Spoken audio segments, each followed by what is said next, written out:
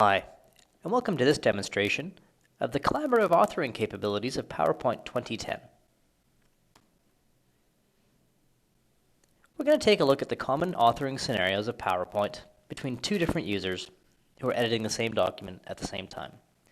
We're going to start with Ian Palangio.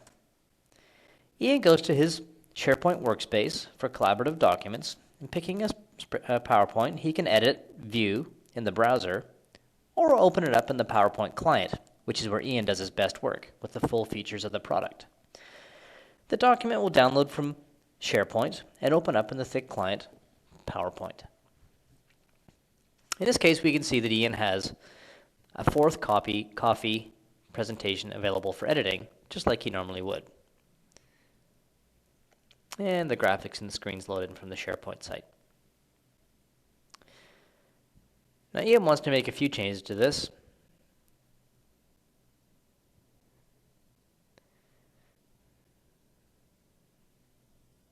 And he notices that a dialog pops up at the bottom saying Ben Walters is editing this document, alerting to other people editing the same document at one time.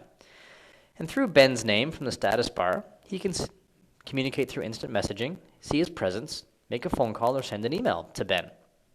This allows us to stay in communication even though we're both editing the document at the same time. So let's switch over and take a look at Ben's experience through that same scenario. Ben opened up that same PowerPoint document from SharePoint and gets a notification that Ian's editing this document. In fact, he can even see on slide 1 that other authors are currently editing a particular slide.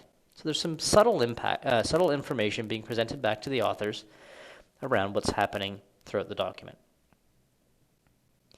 Now Ben's going to go ahead and change some text on the second slide. And we have to be careful within Office, and particularly PowerPoint, how changes are being communicated back to other users. If we change the theme or the color too much, people are going to think the PowerPoint presentation's changed. So what Ben's going to do is just change the text and leave it at that. That's the change he wanted to do. So let's go back and see what happens in Ian's experience. So Ian can see that Ben is currently editing that other slide, which is slide 2. Ian's maybe continuing to work while Ben's working away doing his thing, and Ian's going to insert a picture of a curling rock. One of his favorite topics is curling. And that'll insert into PowerPoint, and he may do some editing, so the full features of PowerPoint 2010 are available to him, including the picture formatting tools such as remove background, which is what he'll do to this curling rock. So the fact that Ian's editing at the same time as other authors, it doesn't change his experience at all. He doesn't need to do anything different. It's exactly the same as he's used to on PowerPoint. And let's go ahead and tweak that curling rock, include the shadow there, and click away. And you'll see that the background's been removed effectively, just as he'd expect, whether he's collaborative authoring or not. Nice curling rock. And he also wants to go and change some of the text. It's the next version of our franchise, and we're going to change it to Fifth Coffee. So it just updates some of the text.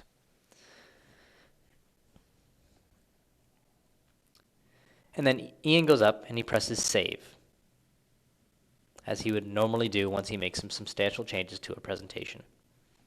Let's go back and see what Ben's experience looks like. So Ben presses Save because he's made some changes. You see there's a message uploading to the server, and automatically the changes from Ian have been incorporated into the presentation. It's very simple, very easy to do. If we go back to Ian,